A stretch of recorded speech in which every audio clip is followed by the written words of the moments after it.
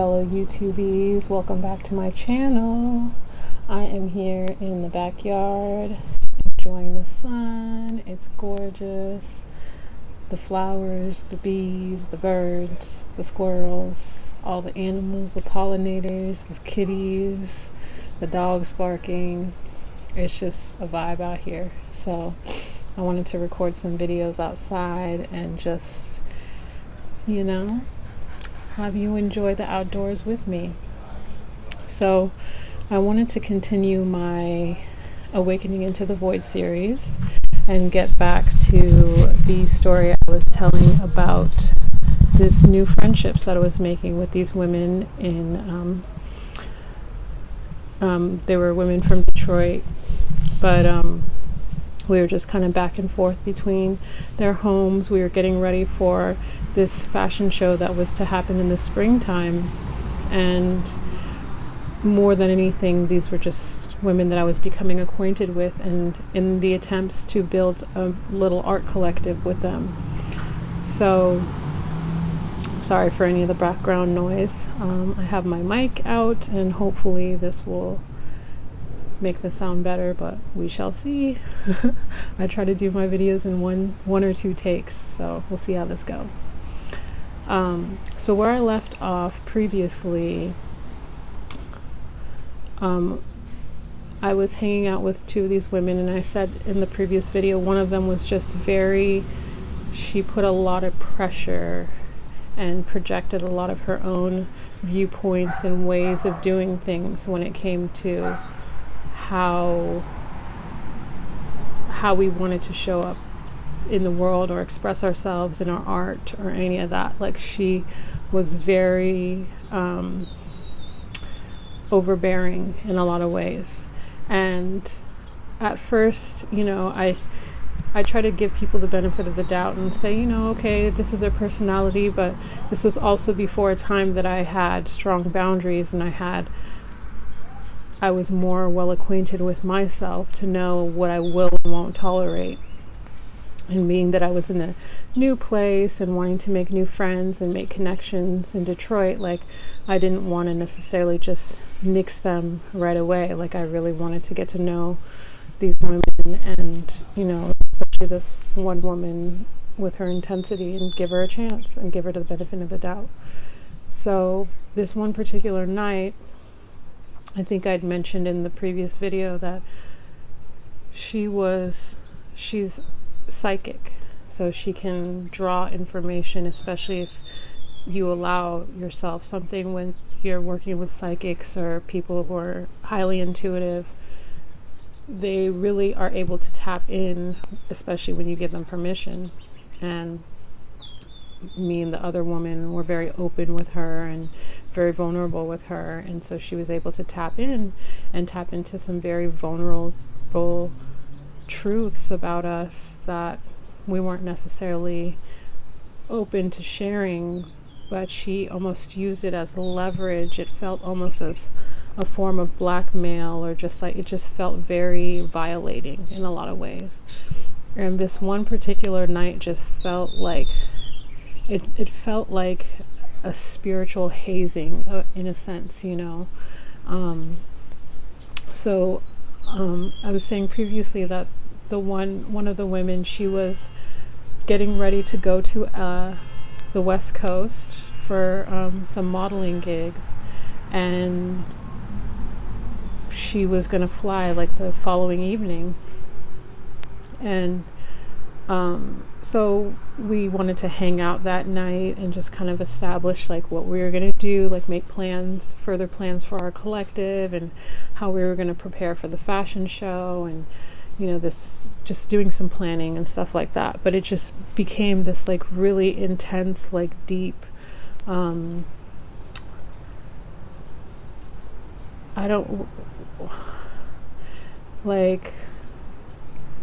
prying out information from us. It was very invasive, very probing.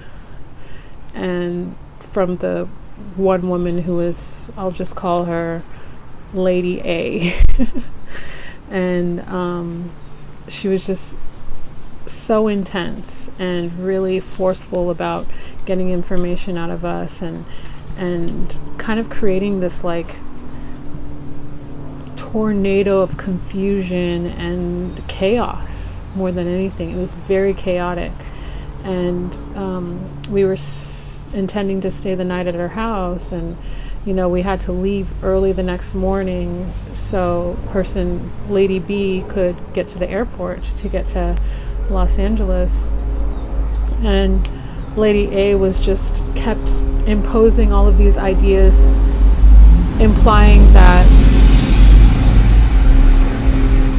sorry, people like to drive their really loud vehicles around here, but she was implying that Lady B's idea to go to the West Coast was a bad idea, and that these bad things were going to happen, and she needed to stay in Detroit. And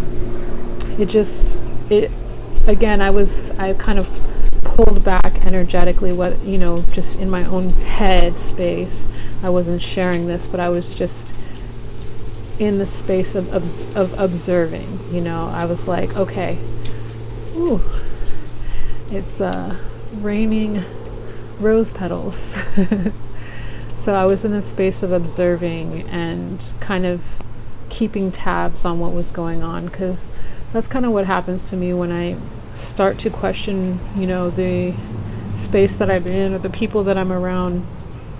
I realize that I have to start taking mental notes about their behavior and just what is happening, so that I can evaluate down the line if this is a healthy circumstance that I can remain in. So from this point, specifically this day, I started taking really copious mental notes about how I was feeling, how this new friendship was making me feel, and how the behavior was playing out. So I just started noticing person A was getting very controlling, very imposing of her ideas, very overbearing. And night came, and it was still the same. It got to a point where I was like, okay, like we need to go to sleep. Like we're not really, just rose petals in my hair now. We're not really getting anywhere with these conversations. There was just a lot of circular conversations, and it was just so chaotic. It felt very pointless, like we weren't even working on our creative projects. So I was just like, okay, it's time for us to go to bed. We're not doing anything here.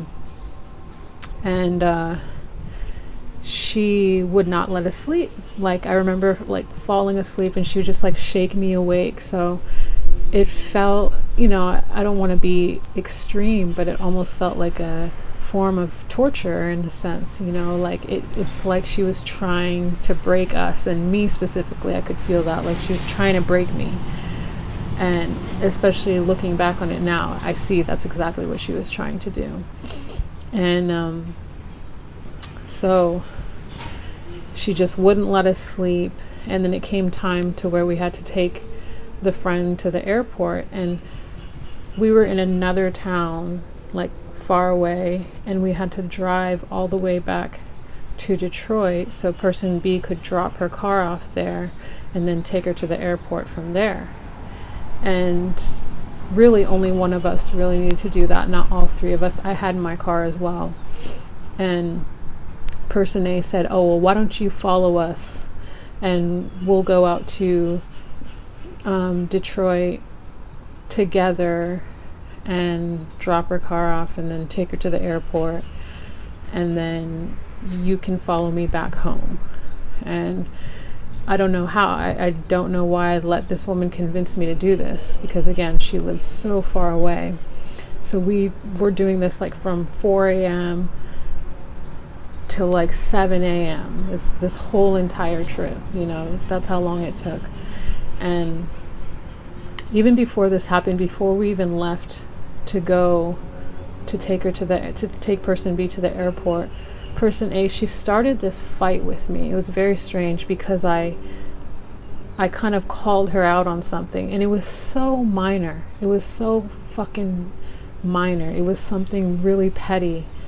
And she got so fucking defensive and tried to make me out like I was some fucking asshole. Like, I didn't know what the fuck was happening. Like, she created this whole entire fucking fight with me. And it was just unreal. Like, I was sitting there like, what the fuck is going on? Like, what is this lady doing? Like, it was like some Jedi mind trick, fucking manipulative psycho bullshit that was happening. And I was mind blown. Like, I wish I remember what it was, but it was just, she just picked this random fight, created this whole ordeal before we left her place to go take person B to the airport. So that all happened, and I'm just like, I don't know what the fuck is going on. So we left, got to Detroit, was able to drop person B's car off. Then we went all the way back to that girl's house. Instead of me going home, like, I followed this girl back to her house. And I'm thinking, okay, she's gonna let me sleep on her couch or something, you know, after all of that bullshit. Get back to her house. And then she tells me, I'm not gonna let you back in my house. And I was like, what the fuck are you talking about? She said my energy was off. There was something wrong with me, and she didn't want to let my energy back in the fucking house. And that was the moment that fucking broke me, because I was just in such shock and disarray. Like, what the fuck is happening right now? And again, it was this whole tactic that she used. Like, it was very, very fucking strategic. And I don't think I've ever encountered anyone so psycho in my life beyond this point. Maybe actually more recently I have, so we'll talk about that later. But mind blown. I was dumb struck. Like, who the fuck is this bitch? And because at that point I was just like broke, it was just like I just gave up. Like, I remember driving back home, and it's just like, this is gas money that I'm wasting. Like, I just drove all this way back and forth for fucking nothing, only to just be rejected to come into somebody's home. Like, I figured, like, okay, at least we can like work on some more art stuff while I'm here. Like, why the fuck did I come all the way back here just for, you know? And this motherfucker did that shit on purpose. Like, the whole thing, picking the fight with me was on purpose.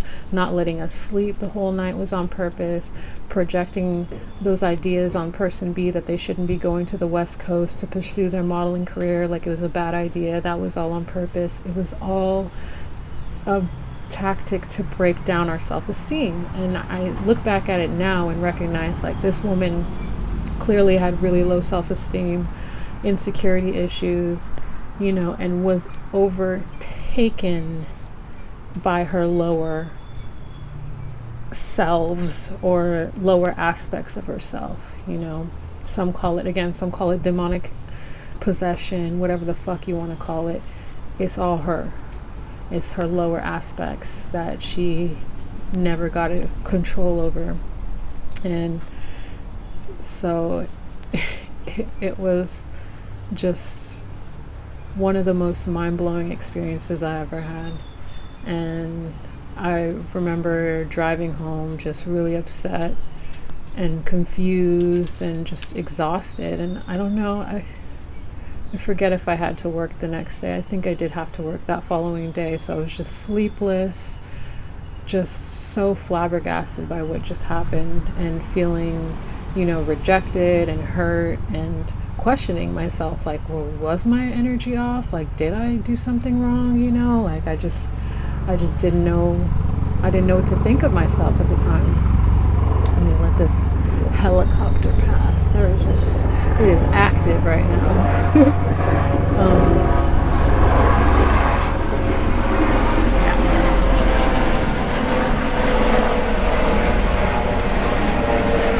So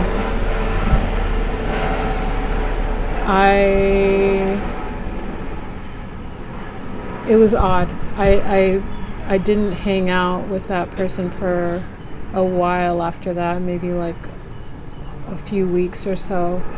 But I remember she wound up convincing person B to come back to Detroit.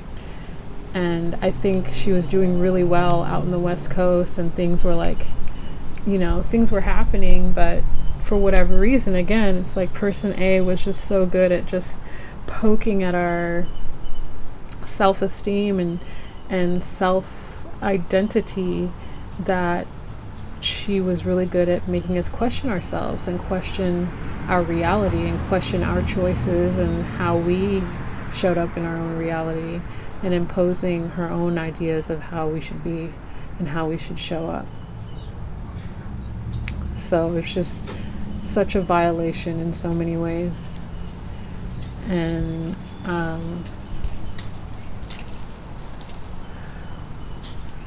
I tripped out that she was able to convince that girl to come back and leave something good that was going for herself. And we had that fashion show that was going on, and I think that was like the main reason, was like, oh, you have to come back. But no, the main reason was like, I need someone to like dig my claws into and have control over. So it's really important that you come back so that I can feed off of your energy and drain you of your self-confidence and self-worth. So yeah, that was a trip. And again, like, I didn't want to leave that situation just yet, because there was a part of me that felt indebted to the situation. Like, I felt indebted because this person helped me get into the fashion show. So now I feel like I owe them. Now I feel like I owe them, and I don't want to, I didn't want to lose out on the opportunity. So I felt like I had to just kind of bite the bullet for a while and just kind of wait and see. It was kind of a wait and see kind of situation. So I was like, okay, like, and also this person was such a bully and so intense. Like, I didn't know what she was capable of. Like, I really felt threatened in a lot of ways by this person. So it took me a while before I had to like regain my sense of autonomy and confidence to shut the shit down. And it took a while. And of course that was after the fashion show, just to get it straight. And that's something about me too. It's just like that I had to own up to as well. It's just like, just because somebody does something for you, like, recognize when people are doing something from the bottom of their heart versus when they're doing something for you to get something from you out of it. Like, there are just so many opportunistic people that don't do things for other people just because they care or just because they can. They do it because there's always an energy signature to what people are giving that we have to be very conscientious of. And experiences like this can put you in a state of not wanting to receive anything from anybody, because it's like, well, fuck, I don't want to have to feel like I owe people shit just because they do something nice for me, but we have to recognize why people are gifting or doing something nice, and recognize whether it's from a place of generosity and abundance or a place of lack and an attempt to trap. So that's what that whole thing ended up being. But that particular night was definitely a turning point for me. And I think from that night on, I was recognizing, like, okay, this is not healthy at all, and I'm going to have to figure out how to get the fuck out of this acquaintanceship, or whatever the fuck was going on with that. So it was definitely time to start strategizing. And again, it sucked because it's just like, I'm trying to build new friendships and relationships here in the Midwest, and people are just wildin'. Or at least this one lady was. And yeah, when you're really, and also, like I said, like she was able to identify some really private, intimate details about my life and just spoke them out loud about like my childhood and shit. And it was just like, whoa, and it's hard for me to lie or deny, when I'm not a liar, and I'm not somebody who like tries to hide my truth, but even personal shit, like I'm gonna keep to myself. I'm not obliged to like share everything about myself to fucking random people that I'm still getting to know. So I felt that too. Like I felt like, again, like in a sense, like emotionally blackmailed by this person. So it felt like I was trapped, and just like I needed to strategize to find my way out of this new toxic ass fucking connection that seemed great at first, because again, it's like when someone's pushing you out of your comfort zone and introducing you to opportunities, it seems like, oh, this might be a really great connection, but not if there are strings attached, which there were many strings attached. So I will continue this story in another video as I do. But until then, thank you for watching, and I will see you very soon. Bye.